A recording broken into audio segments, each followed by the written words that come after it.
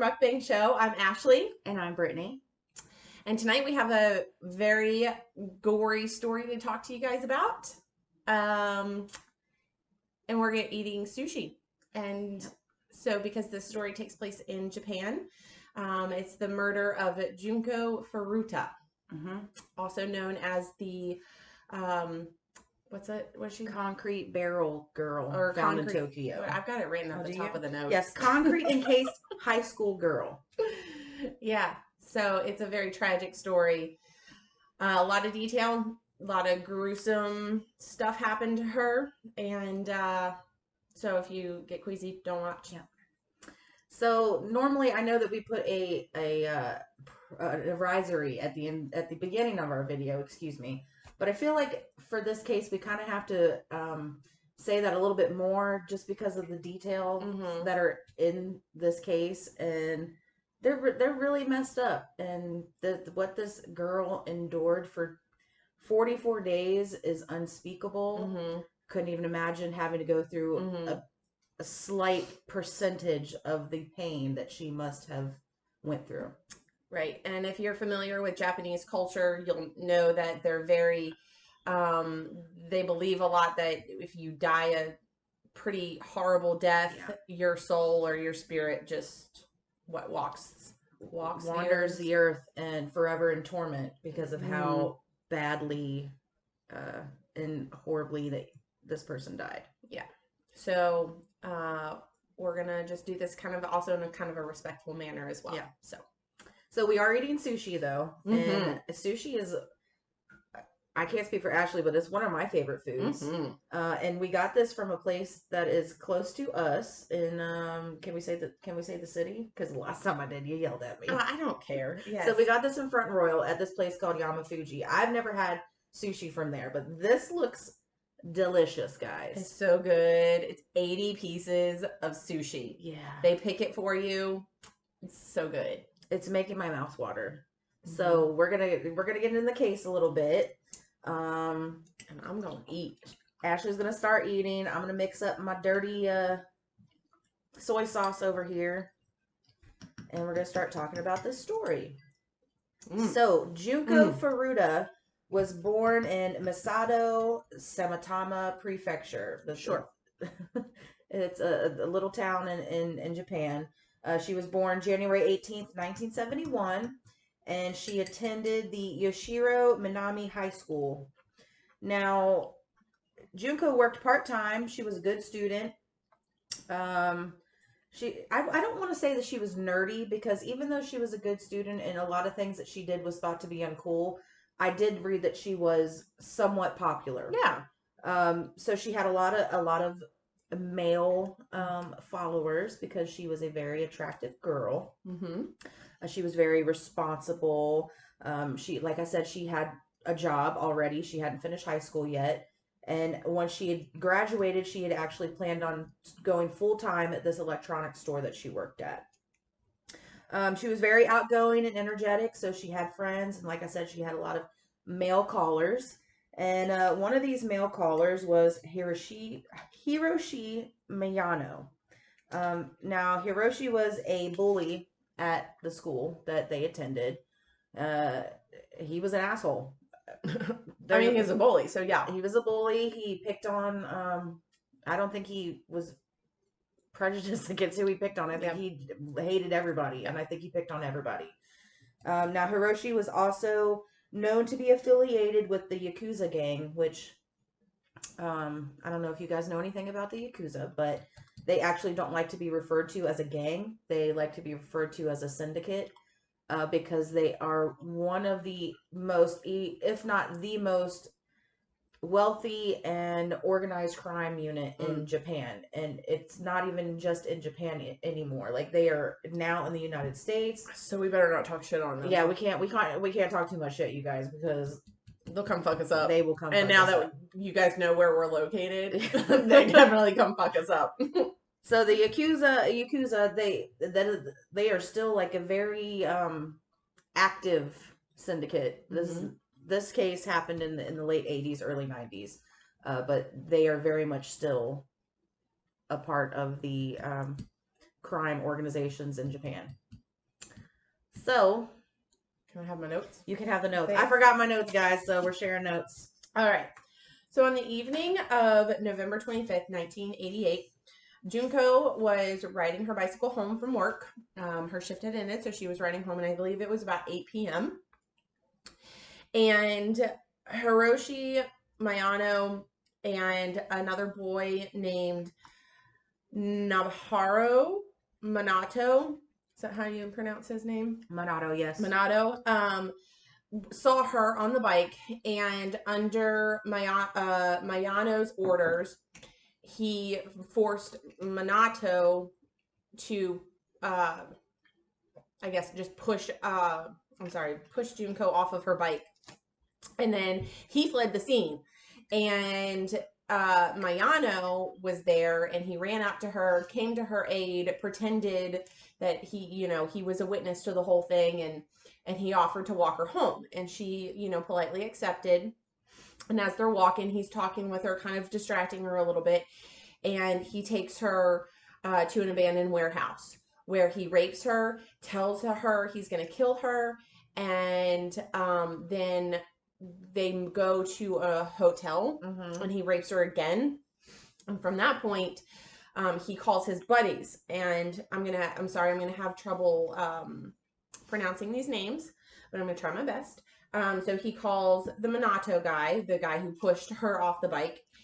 He called Joe Agura, and then a Yasushi Watanabe. And they basically, Agura actually asked Mayano to keep her captive so like other people could come and gang rape her, and they could come and rape her and everything. And apparently the Yakuza is actually known for raping and beating women. So great. So around 3 a.m., Mayano takes Junko to a park where he meets up with the 3 other boys. And they're all the age of, 3 of the boys are 17, and then one of the boys is 18. So juveniles, but they're adults. Okay. They go through her backpack, they find out her address, and they said, if you tell anybody or if you try to escape, we're going to go to your house and we're going to kill your entire family. Yeah. And with being involved with the Yakuza, you kind of take their threats pretty seriously. So Junko complied. She wasn't going to run away. So they took her to Minato's house where his parents lived. And that's when they started to, do the torture and everything to her. Yeah. 2 days after she had gone missing, her parents finally contacted the police and said, hey, she's missing. Well, I guess word gets out. And so Mayano, he's like, you need to call your parents. You need to tell them that you're a runaway, but you're safe. He was forcing her to do that so the police would call off the investigation. So Junko does that, and the investigation stops. So they're at Minato's parents' house. Are you okay? Yes, the wasabi. There's a lot. Okay. I put a lot of wasabi in my soy sauce, you guys. So, so she's over here crying. So Minato's parents are home, obviously, and they see this girl there, and they pass her off. The boys pass her off as being somebody's girlfriend. Well, then she's been there for a couple of days, and the parents are like, what the fuck? And they figure out what's going on. They know that the boys are raping, torturing, and abusing her. But they do nothing about it, which pisses me off because it's in your fucking house. Yeah. And it's your child, your son, who's involved with it. And I mean, like, beat his ass, but apparently they were afraid of him. They were afraid of Mayano because of his connections with the Yakuza gang. And so they just didn't do anything, which fucking sucks. Yep. For her. Oh. Pass the notes back. Excuse us, you guys. So, Junko is being imprisoned at this house, and she was held captive for 44 days. This time period is now called in history, and all the articles we read, it's referred to as the 44 days of hell, because that's what it was for Junko. They started off by beating her and starving her. She was very limited to the food and water that she could have. They beat her every day. All four boys raped her, and being part of the Yakuza, they also had other. Wow, the screen just got very bright all of a sudden. Yeah. Anyway, so they actually invited other Yakuza members over to this house to take turns with a 16-year-old. It said that she was raped over 400 times by 100 different men. Now, that's in itself is horrible and a very disgusting thing to have to go through. But unfortunately, that's not the only torture and pain that Junko endured while she was imprisoned. They also forcibly sodomized her and raped her with different objects such as scissors, beer bottles, pill bottles, fireworks that they lit off inside of her, those long crocheting needles, a light bulb that was red hot that they continued to rape her with until it broke inside of her. And, you know, they hung her from the ceiling just to use her as a punching bag, just to beat her. And she went through this kind of stuff every day. They would tie her up and then drop heavy barbells on her stomach. They forced her to drink her own urine and eat live cockroaches. All throughout all this other torture that they're doing, they're still continuously raping her.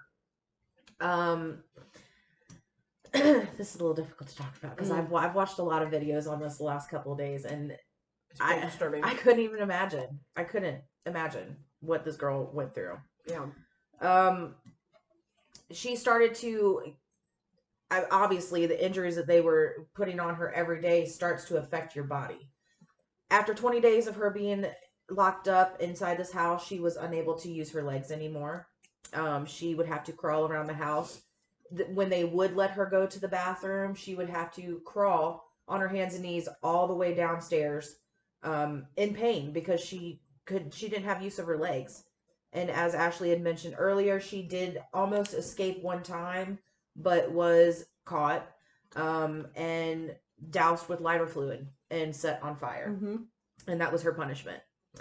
Now, after 30 days, she started to lose control of her bowels and able to go to the bathroom on her own. So she started to smell.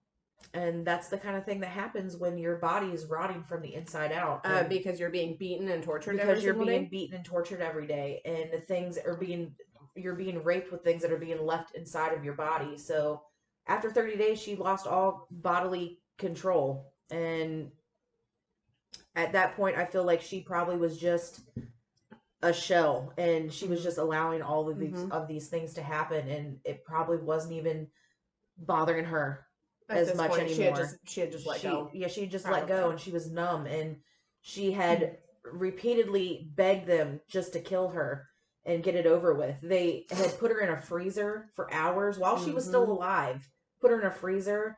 They they ripped off one of her nipples with pliers and pierced the other one with a sewing needle. Just a lot of torture, a lot of very gross things. And apparently, like, when her wounds obviously started to rot and fester and become infected and start to ooze pus, the boys, they lost sexual interest in her. Because that's disgusting. Yeah. So, yeah. So, on January 4th, 1989, Mayano and a couple other the other boys, or one other person, I don't know, decided to play a game of mahjong with Junko. Well, she won, and that pissed them off, and so they took their anger out on her. This torture session lasted for about 2 hours. During that time, they beat her with iron bells, put candles on her eyelids, and let the hot wax burn her eyes. They made her stand up excuse me, they made her stand up and they would hit her feet with sticks and like try to get her to dance around and everything. And at this point, you know, she is she's given up. She's been in these boys possession for you know, a little over a month now. Yeah. And she just gives up and she falls over. She goes into convulsions. And at this point, she didn't die, but her body, so her body started like oozing pus and stuff. So what do the boys do? I don't know. They fucking put rubber, or not rubber, but plastic bags around their hands, and they fucking continue to beat her because they didn't want to get their hands dirty. Ugh. Well, so then when that wasn't enough, what they decided to do was douse her in lighter fluid again, and they basically set her entire body on fire. And it said that she did attempt to put out the fire and like pat it down, but then she just became unresponsive. So less than 24 hours later, my Nato's brother was at the house. He found Junko, called his brother, and he said, "Hey, dude, I think she's dead." Yeah. So that means that they set her on fire, and she's trying to put it out, and then she dies, and they just leave her there. They just fucking leave. Like, that tells you how many times did she go unresponsive or lose consciousness to and just pass out, and they just left her there, you know? Like, what I'm trying to say is that they just thought that she was passing out again, and she was going to wake up once you know, the trauma was over. And also in the trials, like, the boys admitted that they thought she was faking. Mm-hmm. Every time she would go into convulsions, they thought she was faking, so they would just continue to beat her. It's so fucked up. So when they find out that, yeah, she is dead this go around, they kind of are scared, and because they don't want to go to jail for murder. And so what do? They stuff her body in a 55-gallon drum, fill it with wet cement, and send it on its way to Tokyo. So 17 days later, something we forgot to mention, which was on your notes, was that during this whole period, once they were losing the sexual interest on her, they kidnapped another 19-year-old girl and raped her. Yep. So that was Joe Agura and Hiroshi Mayano. So they get arrested on January 23rd, 1989.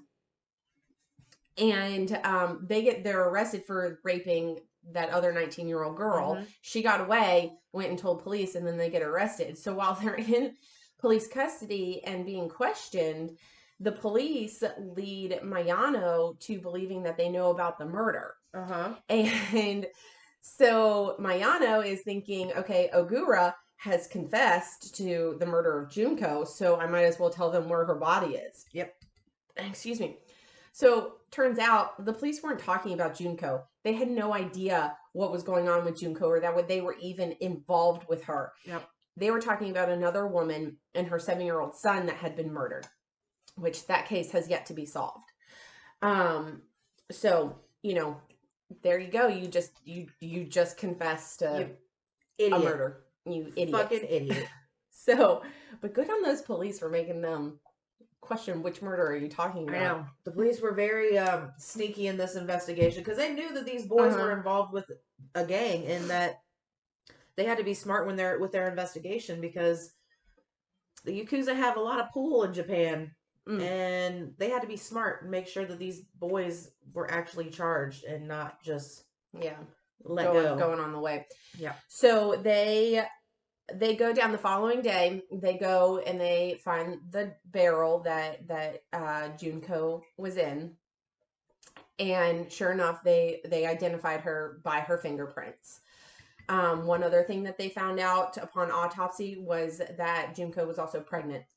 She was I think she was a virgin before this happened, and so she got pregnant by one of her torturers. Yep. Which Ashley and I have talked about this in between our research, and I think it's crazy that she went through all of that for 44 days.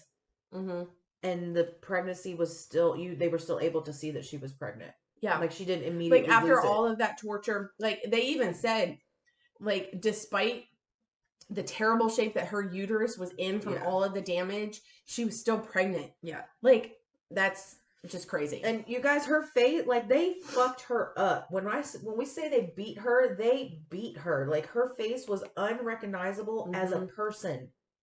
The amount of torture that they put her through, she was unrecognizable as human. So, because the boys were minors or juveniles, their identities were kept secret.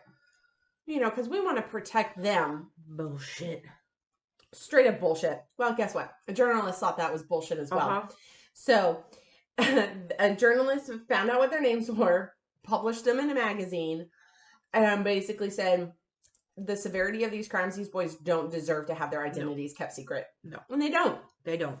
And I guess they've changed their names nowadays. They have changed their names multiple times. Yeah. Well, so here's the fun fucking part. And this tells me that the Yakuza is involved with the judicial system, or, you know, the court system within Japan, because these boys pled guilty to committing bodily injury resulting in death. They were not charged for fucking murder. Nope. But what have you? I'm not a lawyer or anything, but I call bullshit. I also call bullshit. So, you want to talk about their sentencing? Yeah, let's talk about their fucking bullshit sentencing, you guys. It makes me so angry. More than just, like, the torture, you figure, like, you would be really fucking pissed off about the torture, which we are, because what this girl went through, nobody should ever have to go through in their fucking life. But the fact that these 4 boys got off, pretty much, for doing this is disgusting. Disgusting. So I'm going to read to you what their charges were. Well, what their sentencing was. So, in June of 1990... Hiroshi Miyano was sentenced to 17 years in prison. He was deemed to be the leader of the group. He is the one that was the actual affiliate with the Yakuza, and he brought in the other 3 boys. He appealed the sentence and received an additional 3 years from the Tokyo High Court. So he was given 17 years. He appealed it, and they were like, "No, motherfucker, you're getting more time." So they actually gave him 3 more years, which was 20 years total. Which is a good thing, but still not long enough. Yes, still not long enough. They all should have spent life in prison, if not put to death. I agree. They all should have been put to death. In my personal opinion, they should have been put to death. Anyway, so Mayano's mother sent Junko's parents 50 million yen, which in American money is $425,000. Which is, you know, almost... this is... Yeah, that's back in the early 90s. Yeah. That's a lot of money. But still, like... I don't... Like, I'm sorry my son tortured your daughter and killed her. Here's some money. Here's a little bit of money. Fuck you. Yeah, and your fuck off. Hush money. That's what it is. It's fucking hush money. Yep, that's exactly what it is. So, Minato, he is the boy that his house was the one used for the crime. He originally received 4 to 6 years in prison, but upon repeal, he was once again increased to 5 to 9 years. Which, kudos to the government over there for being like, all right, fine, you want to throw some fucking some shade and want to try to stir the pot, then we're gonna give you more fucking time. Like you're gonna get out of prison. For fuck you. Yeah. So they got more he got more years as well. Junko's parents were furious about these sentences and filed a civil suit against the parents of Minato because it was their house that the crime took place. Rightfully so. I don't care if your son is involved in what the fuck ever. If you know that there is a human being being held captive in your house that is being tortured, raped, and beaten every fucking day, that's your responsibility as a fucking human to be like, this is wrong. I've got to do something about it. I don't care if you're scared of your son or not. No. You fucking stand up and do the right fucking thing. Yeah, you do what's right. How hard is that? It's disgusting. So, gosh. Rightfully so, those parents had a civil suit filed against them. Good. After being released from prison, Minato moved back in with his parents, with his mother, and has done nothing since. So he is literally moved back into it. Boy. He's a mama's boy that his mom covered for him, took care of him, and he is now, to this day, 2020, 30 fucking years later, still probably living in his mom's house, suckling on his mama's teat. And you know what? I hope the police are keeping a close eye on this motherfucker, because if he's gonna do it once, keep somebody captive, and his parents are gonna cover for it, they better go over there and check that fucking house, see there, make sure there's not somebody else there. Just saying, Japanese government, you better make sure there's not some girl. Whoa, you're getting kind of ghetto on this. This fucking case pisses me off, you guys. Like, whoa. It's horrible. So, let's see. Minato was arrested again in 2018 for the attempted murder of a 32-year-old man whom he had hit with a metal pipe and cut his throat. That's the last thing we know about him. Yasushi, how do you say that last name? Watanabe was originally sentenced to 3 to 4 years in prison, but was upgraded to 5 to 7 years. So once again, third one of these idiots goes back to appeal his fucking case, and they're like, we don't feel like we should get this much time. And the court's like, wrong. You're getting more time. But still, not long enough. Still, good try, courts, but no, you failed. Not long enough. So the last boy, Joe Agura, was sentenced to 8 years in the juvenile prison and was released in August of 1999. After he was released, this guy still continues to brag to this day about this rape, torture, and murder of Junko. There's no remorse. No remorse whatsoever. at all. None. With this guy. He was arrested again in 2004 for assaulting a man who he thought was trying to steal his girlfriend from him. I don't know how any of these boys, after this fucking case, was able to get a girlfriend. I don't know. That's Anyway, why they changed their names. This guy that he assaulted held captive for several hours and threatened to kill him and said that he knew how to get away with it. So he's bragging. He is. He's bragging about it, saying that he can get away with murder because he already murdered somebody, disposed of the body, and didn't even get charged with fucking murder. And I'm sure this time, he probably, if he did kill somebody, he probably would know how to get away with it and not make the same dumb mistakes that he made when he was fucking 17 years old. They're not 17 anymore, so I would hope they would be a little bit smarter. Yeah. But then again, they're disgusting fucking slime, so... We're going to move on. So Agura's mother vandalized Junko's, her grave, stating that she ruined her son's life. Okay. Don't even get me started on this. You're fucking passing the blame onto somebody else. The dead girl. Fucking victim blaming here. Yep. Because you fucking sucked as a parent. Yep. And your son turned out to be a fucking rapist and murderer. Fucking take responsibility for your own action. People don't fucking do that. And that... Don't even... You can fucking get me started on this shit. Because you are the fucking problem. Yeah. As you can... Period! As you can see, we are getting really heated over this case because it's so fucking... It's so fucked. It's ridiculous. She wants to fucking blame the victim for her son's fucking problems. Don't think so, Karen. That's not how it works. It's a good thing that we don't have any kind of monetization on our YouTube channel. Because we would be defunded immediately. We would be demonetized immediately. Because we've literally said the F word probably about 50 times on this video. I don't really care. It's okay. Anyway, moving on. So during sentencing, the judge also commented, and I'm going to read it word for word. Of course, it had to be translated because it's Japanese. It's in Japanese.